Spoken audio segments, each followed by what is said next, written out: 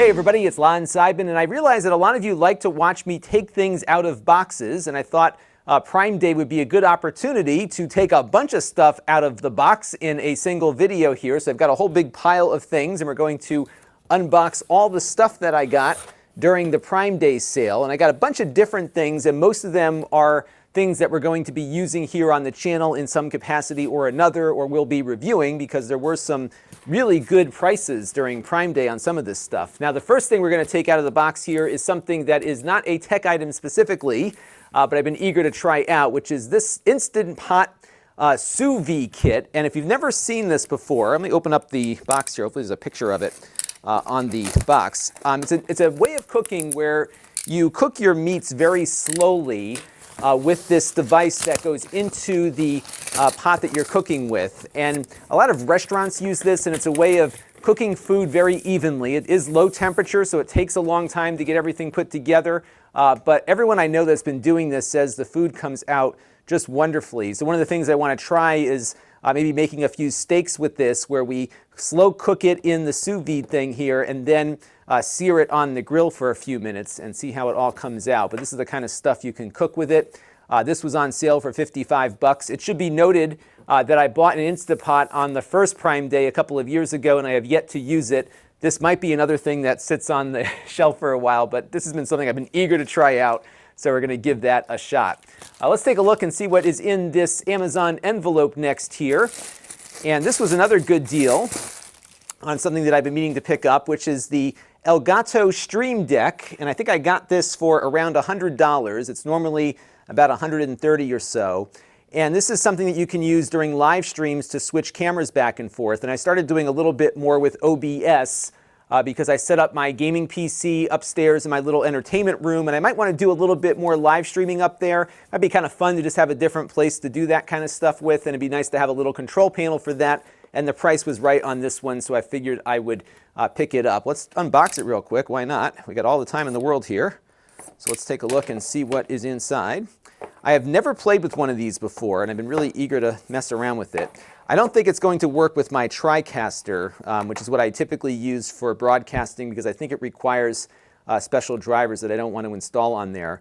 But these keys can all be programmed to do something, and you can also program the little screens on it to appear in a certain way. I know a lot of popular streamers are using this. So you got the device itself here, and we also have a stand for it and some instructions and whatnot. So this is going to be a fun little thing to play around with. Maybe when we do a live stream next, I will start messing around with it and see exactly what we can do. And of course, things never go back in the box the way they come out of it, so we'll deal with that in a little bit. So those are the first two items.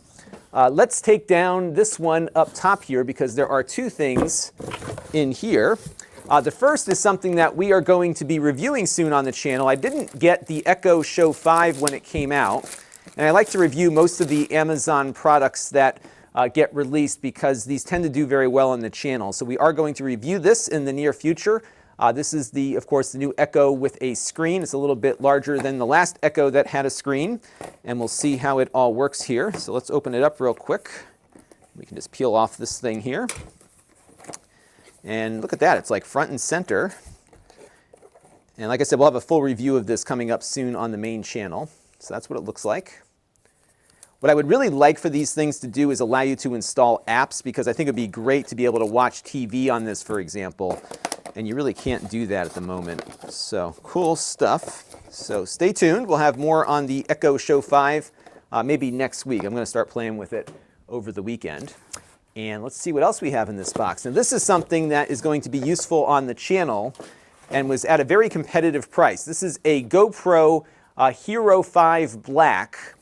And my intent with this actually is to mount it on the ceiling above my table here, because oftentimes I'm shooting at an angle this way, and there are times when I'm doing a stylus or something where I think a head, a completely over the head shot would work better.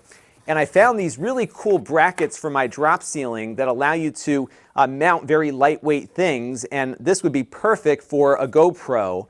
So we're going to mount that GoPro in the drop ceiling above my head, and it will shoot directly down on the desk, and then I can bring in the footage into my TriCaster here, because this GoPro supposedly will have HDMI output on it, and that of course will make all of this possible. And it's funny, I bought a GoPro last year during the Prime Day sale, but it was the Session, I think it was, the little one, and it didn't have an HDMI output, so I never really made much use of it. So this is what it is, 150 bucks, not a bad price for a Hero 5. It's not as advanced as some of the other GoPros that are out there, but I didn't need that level of sophistication because I'm just going to stick it on the ceiling and just kind of have it beam out that way. So I'm just going to pop it out of its little bracket here. And it still has all the things on it I got to peel off. But I think the HDMI is in here somewhere. If it doesn't have HDMI, I'm going to be very upset. But I was looking up some things before. Yep, there it is. So it's got a little mini or micro HDMI right there. So I'll just kind of plug it in and then mount it shooting downward. And we'll play around with it and try to find the best footage option for it. This might be a fun live stream to do, actually, as we're playing around with that. So stay tuned. That'll be a little project coming up. So yeah, I was excited about I've been meaning to do this for a while, so it was good to be able to find a GoPro camera that's reasonably priced that has the HDMI output. And I think this will do 4K at 30 frames per second when I'm recording. And I believe it's waterproof right out of the gate, so you don't need a special waterproof case for it. It is just ready to go, and it's got a screen on the back. So I'm excited to get one of these in and add a new camera angle that we didn't have before. So that will be fun. All right, next two items here are related to each other. The first one is this. Now, you all remember I had bought the Valve Index VR headset, and I was very excited to get it in, and unfortunately, it didn't work well for me.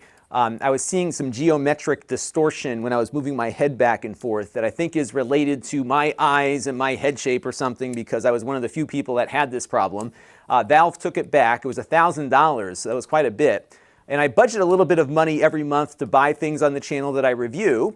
And because I sent in that Valve Index to return it, I got all my money back, and I decided to buy two more headsets that are of equal resolution or close to the resolution of the Index to see if these might fare better. Because I will say this much, the image quality on the Valve Index was really good, and I am now missing that now that I went back to my regular HTC Vive VR headset.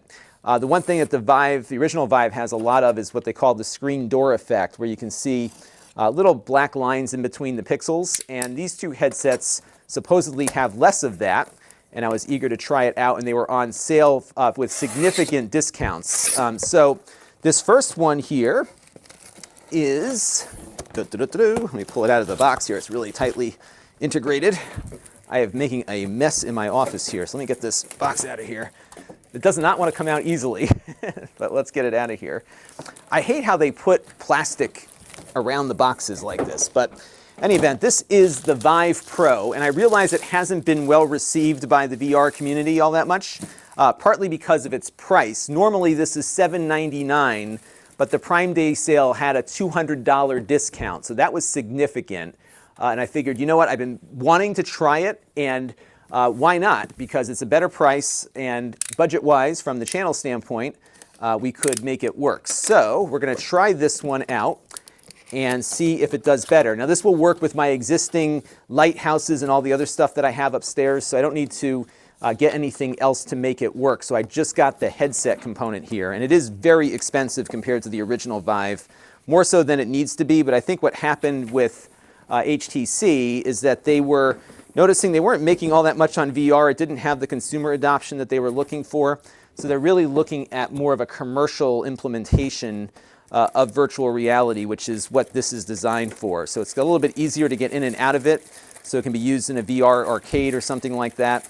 But it does have a higher resolution. And unlike the Index, it's running with OLED displays, so the black levels should be better on this one. And again, it'll work with my existing HTC Vive setup. So this might be another live stream opportunity to get this one going and see how it works out. So we'll see if we get that happening at some point in the near future. This might be one of those things where I just pop on when I have time, because it's summertime and the kids are doing all sorts of fun stuff, so I'm not sure when I'll have time to actually schedule something, so I might just pop on live with it. And then in here, it looks like we've got some of the stuff to connect it to the PC. This is not a tetherless kind of thing, so you have your HDMI and DisplayPort connector, and it all gets plugged into the PC on the other side of the room. So we will mess around with that when we do the live stream. So let's put this stuff back in the box, and we'll take a look at another headset that I got. And the other headset that I got here is not from Amazon.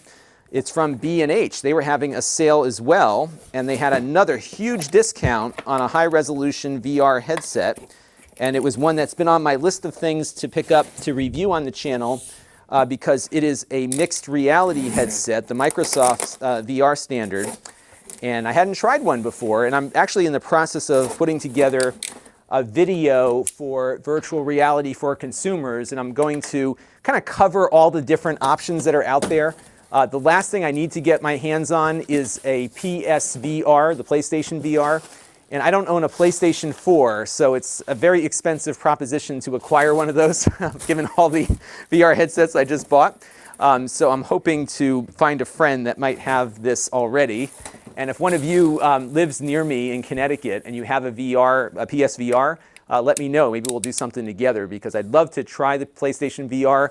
I'm not eager to buy another game console and all the other stuff that goes into it, so let me know. All right, so back to the unboxing here. This is a Samsung Odyssey Plus, and B&H had this on sale for another $200 discount. So this is normally $500. I picked it up for, I believe, $289. And it is still on sale at the time I'm recording this video. So that might be something to check out. And here are the controllers. These do not feel as nice as my HTC controllers or even the Quest from Oculus. But it's got a little thumb pad here and a thumb stick. And then it will track within the headset. It's inside-out tracking, so these things will light up when you're in-game. So there's two of these. This also has to tether back to the PC. And we have the headset here. But Samsung has really been focused on trying to get the best image quality, and that's one of the things they're aiming for with this Windows mixed reality headset. So I'm eager to see how this works and how it compares to some of the others I have experienced. And basically what's going to happen is it's going to be between this one and the Vive Pro. So I'm going to keep one of them and then sell the other. So we'll see which one wins out with me as we're going through everything. This one doesn't require sensors. Again, it tracks through the headset. So the position of the headset and the controllers are tracked through these cameras here on the front. And I've heard from some VR enthusiasts that the experience with Windows mixed reality is not as good as the experience with some of the external tracking that we're seeing from HTC and Valve. Additionally, the Oculus system is a little better than the Windows mixed reality system as well. So we're going to, again, take a look at all of that. And I am running out of room to put things here. So let's just put that up on the spot there. Now, I got one more thing. And this is another thing that's going to be really useful on the channel.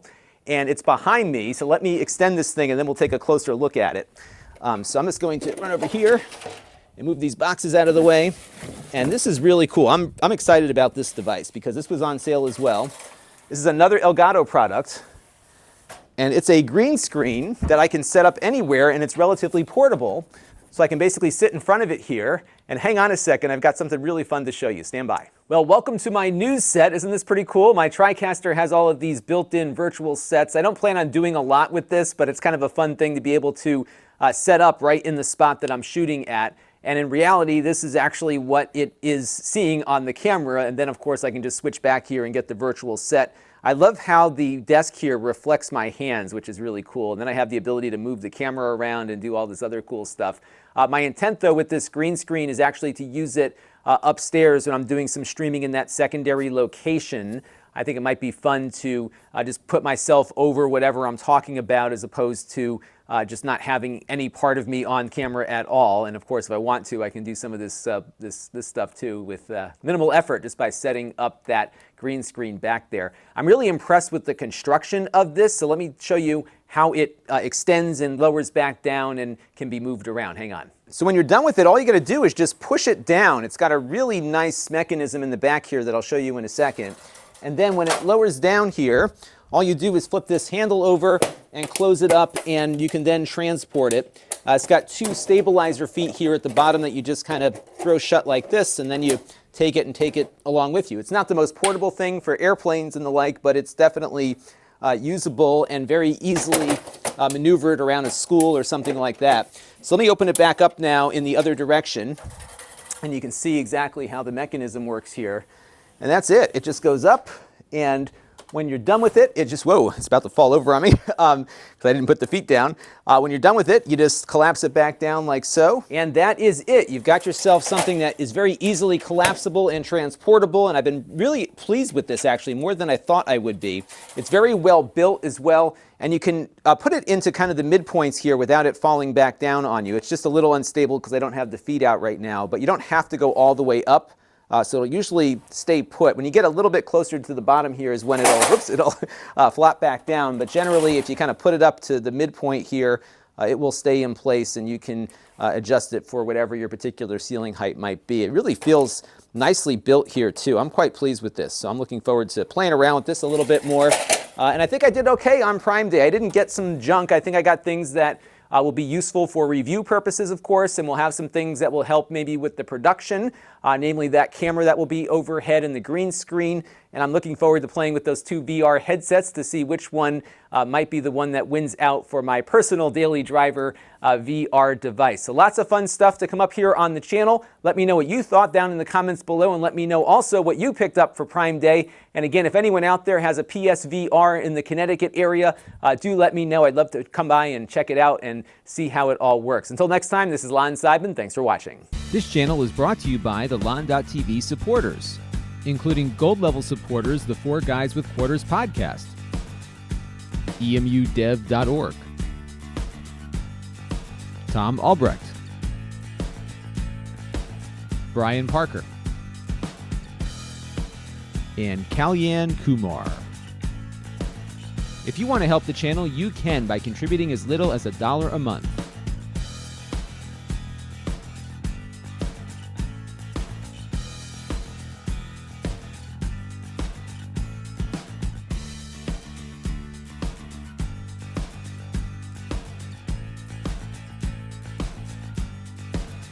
Head over to lon.tv/support to learn more.